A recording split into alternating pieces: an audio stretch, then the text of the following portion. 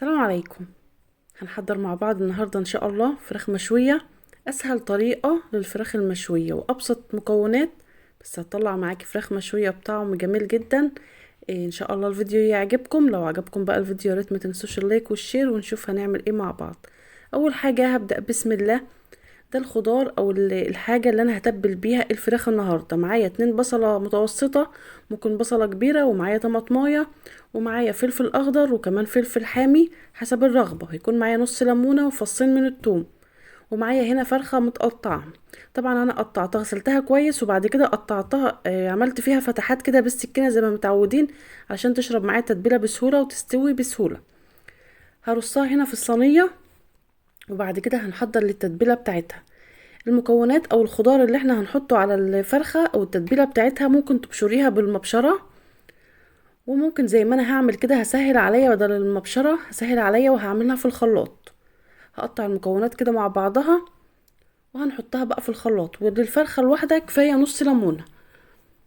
هضيفهم بقى.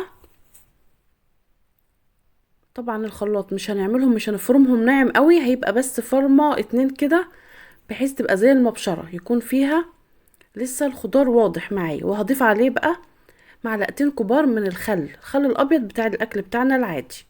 وهضيف عليهم كمان 3 معالق كبيرة من زيت الاكل بالشكل ده.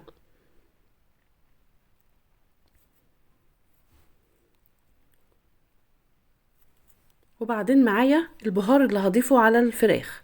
هستعمل معايا نص معلقة صغيرة او ربع معلقة صغيرة من الفلفل الاسود، ومعلقة صغيرة مليانة من بهارات شوي الفراخ. ما عندكوش بهارات شوي جاهزة للفراخ، هنحط اي نوع من انواع البهارات اللي عندنا: ملح، فلفل، كمون، كزبرة ناشفة، حبهان مطحون، وايه كمان، وهنحط 7 بهارات.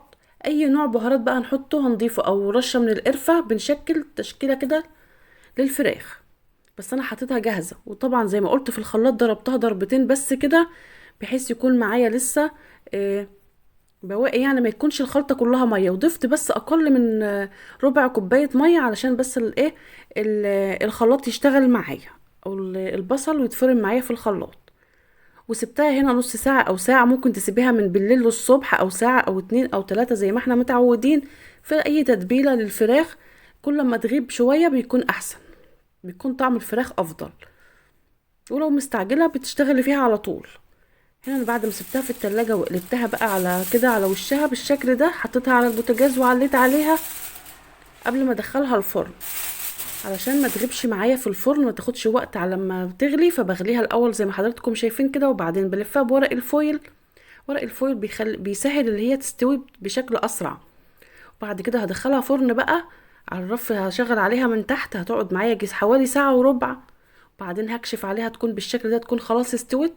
وبشيل من عليها ورق الفويل وبحطها تحت الشواية، تقعد ربع ساعة او 10 دقايق تحت الشواية بالشكل ده. ده بيكون شكلها. وطبعا الصوص اللي معاها ده، عشان احنا مفرمناش الخضار قوي، ممكن بنشيله في طبق وبنغمس معاه عيش مع الفراخ، بيبقى طعمه جميل جدا. ومتهيألي مفيش اسهل من كده. الفراخ المشوية بصراحة طعم جميل جدا. وحاجات كلها في البيت مش مكلفة، ما حطيناش اي صوصات او اي حاجة معاها. ده كان فيديو النهاردة، ودي طريقة التقديم. اتمنى بقى فيديو النهاردة يكون عجبكم. لو عجبكم الفيديو يا ريت ما تنسوش اللايك والشير واشتراك بالقناة اول مرة بتشوفوا قناتي، وقولوا لي رأيكم في الكومنتات. واشوفكم فيديو جديد، والسلام عليكم ورحمة الله وبركاته.